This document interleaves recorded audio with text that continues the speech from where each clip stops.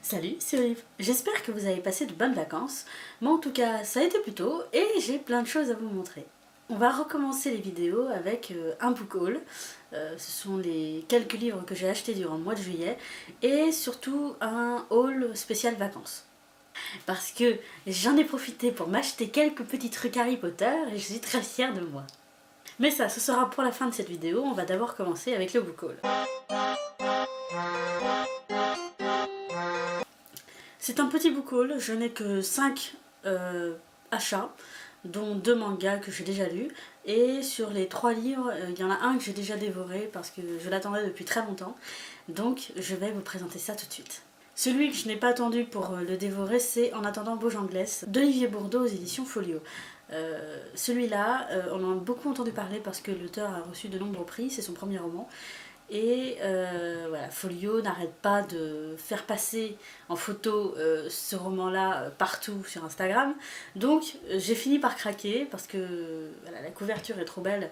Je me disais mais de quoi ça parle, mais qu'est-ce que ça peut bien être. Et finalement j'ai fini par craquer et me l'acheter. Et ça a été un vrai coup de cœur, ça a été une superbe lecture. C'est une histoire familiale, c'est l'histoire d'un petit garçon qui raconte son quotidien avec ses parents un peu loufoques. C'est plein d'humour, c'est plein de tendresse et c'est plein d'amour. Et j'ai beaucoup apprécié, mais je vous en parlerai plus amplement dans une prochaine vidéo. La part des flammes de Gaël Nohan aux éditions de Livres de Poche. Celui-là, j'en ai entendu parler par de nombreuses booktubeuses qui en disaient beaucoup de bien, qui disaient que c'était un roman idéal pour qui aime les classiques. Déjà, la couverture me fait beaucoup penser au Bel Ami de Maupassant. Je ne sais pas pourquoi, mais je suis persuadée qu'il y a une édition de Bel Ami qui a cette couverture-là. Et surtout, l'histoire me tentait bien, l'histoire de 3 héroïnes qui se rencontrent suite à un incendie du bazar de la Charité à Paris, dans les années 1800. Voilà, ça me tente bien, j'ai envie de me plonger dans cette histoire, de découvrir ce côté si classique dont on parle, et je vous en dirai évidemment plus amplement une fois que je l'aurai lu. Mais voilà, j'ai hâte de me lancer dans cette lecture. La chute d'Albert Camus aux éditions Folio. Alors celui-là, c'est la booktubeuse Lemon Jaune qui m'a terriblement donné envie de le lire. Pourtant, il faut savoir que je n'aime pas Albert Camus. Albert Camus, c'est un auteur gris pour moi. Pour bien m'expliquer, j'ai l'impression que tout est gris dans son écriture et dans ses romans. C'est sans couleur, c'est sans saveur pour moi. Je me suis ennuyée comme c'est pas permis quand il a fallu lire La Peste pour l'école. À mes yeux, il y a juste L'étranger qui a su se distinguer. Mais vraiment, Albert Camus, c'est pas un auteur que je conseillerais parce que c'est pas un auteur qui me parle. Mais les Monjul en parlaient tellement bien que je me suis dit, celui-là, il faut que je le lise, La Chute. Du coup, j'ai réussi à me le procurer parce que, bah, dis donc, il est difficile à trouver. Et donc, je vais me plonger dans ce court roman. Voilà, je vais tenter de nouveau Camus et on va voir ce que ça va donner. Alors cette année je suis partie assez tôt en vacances, d'habitude je pars mi-juillet mais cette année je suis partie début juillet, donc il y a un endroit où je n'ai pas pu aller alors que j'avais bien envie d'y aller, bref je vais pas vous raconter ma vie, mais bref cet endroit où j'ai pas pu aller c'est la Japan Expo. Et à la Japan Expo il devait sortir en avant-première Les Mémoires de Vanitas aux éditions Kiyun, qui ont été écrits par, excusez-moi je vais tricher, qui ont été écrits par Jun Mochizuki qui est l'auteur de Panda Heart. De Pandora Hearts, que j'ai commencé et que j'ai jamais terminé, il faudrait que je le termine un jour quand même, mais que j'avais beaucoup apprécié en début. Et quand Kiyun a annoncé qu'ils allaient sortir sa nouvelle série, je me suis dit celui-là il faut que je le lise parce que c'est pas possible. Et bon bref, pour revenir à la Japan Expo, si je me souviens bien, il était censé sortir en avant-première à Japan et j'étais très triste parce que je n'allais pas pouvoir me le procurer à cette période-là. Et contre toute attente, il y avait un exemplaire qui était caché dans les rayonnages d'une librairie du lieu où j'étais en vacances. Et je me suis dit non, c'est pas possible. Alors je me le suis pris. Voilà, il est à moi, il est Zumo et je l'aime. Et comble du comble, sur la couverture, il y a une citation d'Hiromu Arakawa, l'auteur de Fullmetal Alchemist. Donc forcément, il était pour moi. Hein. Voilà, le destin me l'a procuré. Et je suis très heureuse. Les Mémoires de Vanitas, ça se passe au 19e siècle à Paris, où on rencontre un jeune garçon, un jeune homme plutôt, qui va à Paris pour la première fois puisqu'il est à la recherche d'un livre qui s'appelle Les Mémoires de Vanitas.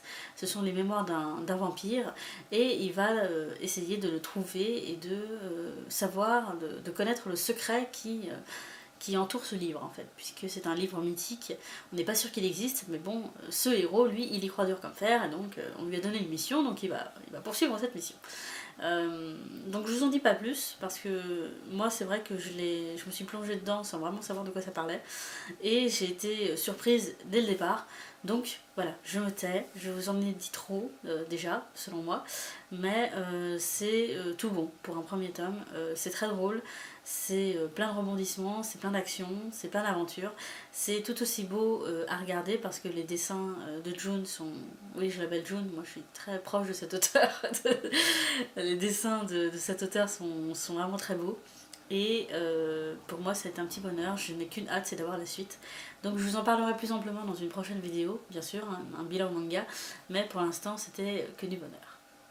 Et le dernier manga de ce book haul, c'est Jumping, aux éditions Akata, qui a été écrit et dessiné par Asashi Tsutsui. J'espère que je le prononce bien parce que c'est pas facile à prononcer comme nom. Alors c'est un manga sur l'équitation, sur les chevaux. Et je vais peut-être en décevoir certains, mais petite, je n'étais pas fan des chevaux ni des dauphins. Moi j'étais déjà partie ailleurs, moi dans mes premiers amours d'animaux. Mais c'est vrai que, bon, à première vue, un manga sur l'équitation, c'est pas ce qui allait me plaire, puisque bon, je suis pas particulièrement attentive à tout ça.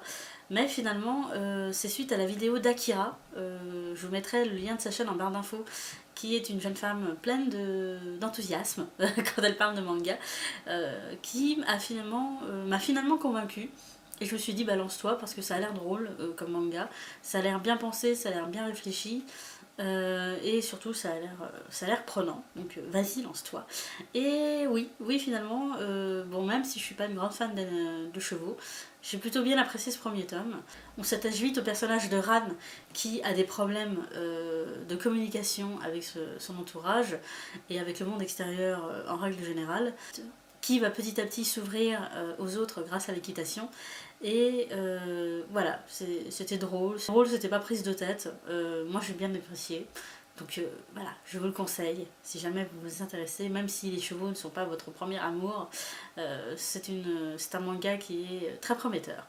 Voilà, ce book haul est terminé. Maintenant, on va pouvoir s'attaquer au haul des vacances et ce sera en deux parties. Il y a un book haul spécial vacances parce que quand je pars à l'étranger je ne peux pas m'empêcher d'acheter des livres, et il y aura le haul spécial Harry Potter qui va arriver à la fin, ne vous inquiétez pas. On commence avec une valeur sûre, il s'agit du tome 8 de Fullmetal Alchemist d'Hiromu Arakawa chez Viz Media. C'est l'éditeur qui publie ce manga aux États-Unis, et ça vous le savez déjà, mais je collectionne les Fullmetal Alchemist dans toutes les langues. Donc j'en avais déjà en américain, vu que j'avais déjà été à New York il y a cela plusieurs années. Mais voilà, en Californie il m'en fallait un, donc voilà, je me suis pris le tome 8, je suis très contente, il est encore sous plastique. Je vais pouvoir écrire Californie à l'intérieur, je suis très fière. Et je vais voilà, le mettre avec ses autres petits copains, il va être tout content. Heartless de Marissa Meyer. Alors celui-là, je sais que je l'ai déjà, et je vous l'ai déjà présenté en plus en format poche, si je me souviens bien. Mais je dois avouer que voir toutes les autres booktubeuses l'avoir sous ce format, dans le hardback, dans cette superbe édition, ça me rendait un peu jalouse parce qu'il est vraiment magnifique. Il est sublime. Je vais vous présenter sous la couverture papier, il est encore plus beau. Regardez-moi ça, c'est magnifique. Voilà, donc je l'ai toujours pas commencé. Hein. Je vais très certainement le commencer en français, vu qu'il sort dans pas très longtemps en français. Je vais forcément l'acheter, mais voilà, ça c'est juste pour le geste du beau, pour l'amour du beau, parce que vraiment cette couverture est magnifique. Et je l'ai vue partout aux États-Unis, je sais pas pourquoi, j'étais persuadée de ne pas la trouver, et il se trouve qu'il n'y a que cette édition en Californie. Du coup j'ai craqué, voilà, j'ai craqué, j'ai foncé chez le libraire me le procurer, parce que voilà, il me tendait les bras et je suis très contente de l'avoir. The Light Trees de Frances Hardinge. Alors je suis désolée pour mon accent. Celui-là je ne le connaissais pas du tout, et je dois dire que c'est le résumé qui m'a tenté pour le prendre. Puisque il est beau, si il est beau, hein, c'est un hardback, il est plutôt sympathique ma foi. La couverture est très simple, voilà, il y a juste le titre. Mais le résumé me tentait bien. C'est l'histoire d'une jeune fille qui a perdu son père dans des circonstances assez étranges et qui est persuadée qu'il y a un secret caché derrière tout ça. Et elle est entourée de mensonges.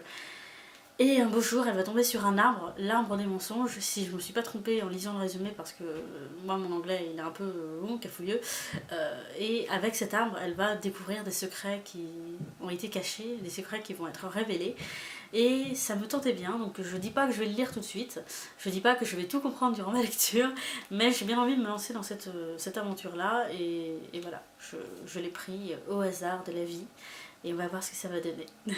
Donc il y a encore 2 autres livres à vous présenter dans ce book haul, mais ça concerne Harry Potter. Donc je pense qu'on peut commencer le haul Harry Potter. Donc, les livres Harry Potter, je me suis procuré le premier tome Harry Potter and the Sorcerer's Stone.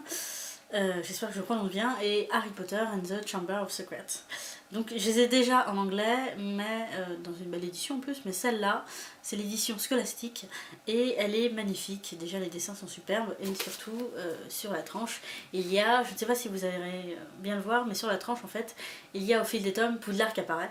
Donc je pense que je vais recommencer une collection Harry Potter, celle-là avec les éditions scolastiques, et je suis très contente de l'avoir commencé, et j'ai très hâte de la terminer. Donc voilà, c'était les 2 livres Harry Potter que je me suis achetés, je me suis fait un petit plaisir, et ils sont magnifiques. La plupart de mes achats Harry Potter viennent des studios Universal, où j'ai eu la chance d'aller, et où ça a été juste génial, parce que j'ai vu voilà, Harry Potter, j'ai vu Poudlard, j'ai vu des boutiques, j'ai vu la boutique Ollivanders, enfin c'était trop bien. Je me suis fait plaisir ce jour-là parce que je savais que j'y allais, donc j'avais fait des économies pour ça. Et sinon j'ai trouvé 2-3 trucs dédiés à Harry Potter durant mon parcours. Et ça a été un peu le hasard de la vie, donc j'en ai profité, et voilà, j'ai plein de choses à vous présenter, vous allez voir, c'est pas moche. On commence avec de la nourriture. Je me suis procuré voilà, un chocolate frog, enfin les grenouilles au chocolat de Harry Potter. Je vous montrerai pas la grenouille parce que elle est à moitié dévorée, donc elle ressemble plus à rien. Mais j'ai eu la carte de Rowena Serdaigle, donc celle-là elle est très belle, c'est une très belle carte. Donc je vais vous la présenter, j'espère que vous la verrez. Voilà, la petite Rowena Serdaigle qui se cachait dans ma boîte, donc je suis très contente. Donc je pense que ce sera pas la seule fois où j'irai dans des parcs Harry Potter. J'espère avoir la chance d'aller dans d'autres parcs d'ici quelques années. Donc je pense que je vais me faire une petite collection de cartes de Chocolate Frog. Et en tout cas c'est très bon, c'est du très bon chocolat, pour le prix que ça coûte, vaut mieux. Mais par contre c'est hyper gros, hein, parce que vous voyez la taille de la boîte, la grenouille fait vraiment cette taille. Donc je vais garder la boîte pour la déco de ma bibliothèque parce que c'est juste trop beau. Et je suis très contente, et voilà, c'était très beau, c'était très bon, donc voilà, c'est tout bénef. Un achat des plus utiles, je me suis acheté un serre-tête Serpentard, voilà, parce que je ne porte pas de serre-tête, quasiment jamais. En plus j'ai des lunettes donc c'est pas très pratique, mais voilà, je voulais un serre-tête Serpentard parce que pour le délire, pour le fun en fait, tout simplement. Donc ma soeur s'est acheté un Serdaigle, parce qu'elle est à Serdaigle, si je ne me trompe pas, et voilà. Voilà, donc nous sommes sœurs de serre-tête, nous sommes très contentes d'avoir des serre-têtes. Il se trouve qu'au boulot j'aurai une veste, donc je ne sais pas si on peut décorer sa veste, mais en attendant je me suis offert un petit pins spécial Dumbledore's Army, ou l'armée de Dumbledore, parce que j'ai un accent toujours aussi formidable. Voilà, un petit parchemin avec écrit armée de Dumbledore dessus. C'est assez discret, donc j'espère pouvoir le mettre sur ma veste de travail. Voilà, en attendant, il est là, il est tout beau, il n'attend qu'une chose, c'est que je le porte. Donc je suis très contente de l'avoir, et il est tout beau. Voilà, j'espère que vous voyez bien. Voilà, parce que je ne peux pas faire le focus, je suis désolée, mais en attendant, il est superbe. À Los Angeles, j'ai eu la chance de tomber sur ça, c'est les lunettes de Quidditch d'Harry Potter, donc je suis très contente. Donc on a l'air d'une mouche quand on les porte, mais je suis très fière de les avoir, donc, donc voilà, je voulais vous les montrer parce qu'elles sont belles, parce qu'elles sont classe, et il y a même un petit vif d'or brodé dessus. Donc voilà, je dis pas que je vais pouvoir faire du Quidditch maintenant parce que j'ai pas de balai à disposition, mais en tout cas j'ai les protections. À Las Vegas, j'ai eu la chance de tomber sur ça, un jeu de cartes Harry Potter. Donc c'est un jeu de cartes tout basique, avec des images des films, avec des images des personnages et des éléments d'Harry Potter. Donc il n'y a rien de plus basique, mais je suis très contente de l'avoir parce que on joue beaucoup à à la bataille dans ma famille. Et voilà, j'ai mon jeu de cartes Harry Potter, je suis très contente. Voilà, et en plus il vient de Las Vegas. Donc c'est tout bénef. Et on termine par le plus beau, les baguettes. Donc j'ai 2 baguettes. Il y en a une qui est officielle, puisque c'est ma baguette d'un personnage que j'apprécie beaucoup et que je voulais depuis un moment. Et l'autre baguette, c'est une baguette spéciale parc Universal, où, comment vous expliquer, il y a toute une gamme de baguettes qui ont été inventées pour les visiteurs en fait, où avec les visiteurs peuvent faire des tours de magie dans le parc. Donc nous on est un peu débiles avec ma soeur, on n'a pas réalisé que la carte était à l'intérieur de la boîte avant de sortir du parc. Donc même si j'ai une baguette spéciale visite, j'ai pas pu faire les mouvements voilà, devant les vitrines, bon c'est pas très grave, mais je suis très fière d'avoir ma propre baguette maintenant, voilà. Mais en premier, on va parler de la baguette du personnage, et ce personnage c'est Sirius Black. Voilà, donc j'ai la baguette de Sirius Black qui est très belle, qui est toute ouvragée avec des runes tout le long du manche, et elle est magnifique. Et je suis très contente de l'avoir. Donc j'avais déjà la baguette de Severus Snape, et maintenant j'ai la baguette de Sirius Black, donc je suis très contente. Voilà, je n'ai que des S. La prochaine baguette que j'aimerais m'offrir, c'est celle de Drago Malfoy.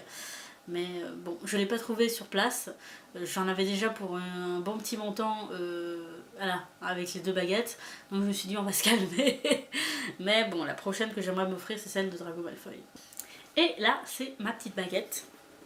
Donc il y en a plusieurs genres, comme je vous l'ai dit précédemment. Et il se trouve que je ne savais pas laquelle choisir. Et en fait celle-là, elle m'est tombée des mains quand je l'ai attrapée, donc je me suis dit c'est le destin, voilà, je l'ai fait tomber, donc c'est elle, tout simplement. Du coup, elle a un nom cette baguette, mais je m'en souviens plus. Donc je vous le mettrai en barre d'infos si jamais ça vous intéresse, parce que j'ai pris la petite description en photo avec mon appareil photo pendant mon séjour, mais je l'ai pas retenu. Donc voilà, c'est ma baguette, elle est magnifique, elle est sublime, elle est toute en bois. Elle est toute simple, voilà, on dirait un peu un manche à balai, mais je suis très fière de l'avoir, voilà, je peux faire de la magie avec, voilà, maintenant j'ai ma propre baguette de sorcier et je suis toute contente. Voilà, c'est tout pour ce book haul et haul spécial Harry Potter. Donc j'avais beaucoup de choses à vous présenter, mais c'est maintenant terminé. J'ai juste une dernière petite info pour vous, c'est que je vous ai fait une playlist disponible sur ma chaîne. Voilà, c'était la playlist en fait de toutes les musiques qu'on s'est écoutées en boucle avec ma soeur dans la voiture durant notre road trip, parce qu'on passait beaucoup de temps dans la voiture. Et il y avait comme ça, il y a une dizaine de chansons qu'on n'arrêtait pas d'écouter en boucle. Donc c'est pas les meilleures chansons du monde, mais nous on se les repassait et ça nous a fait plaisir. Donc j'avais très envie de vous les partager ces musiques, parce que moi j'ai beau les écouter maintenant encore et encore, ça me rend nostalgique, même s'il n'y a pas longtemps que j'ai fait ce voyage. Et voilà, ça me fait plaisir de vous les partager. Donc voilà, vous pourrez les écouter en boucle aussi. Vous aussi, amusez-vous dans la voiture, c'est sympa. Donc je vous dis à très vite pour une prochaine vidéo, et en attendant j'espère que vous faites de très bonnes lectures, que vous profitez de vos dernières semaines de vacances, et je vous dis à la prochaine. Salut!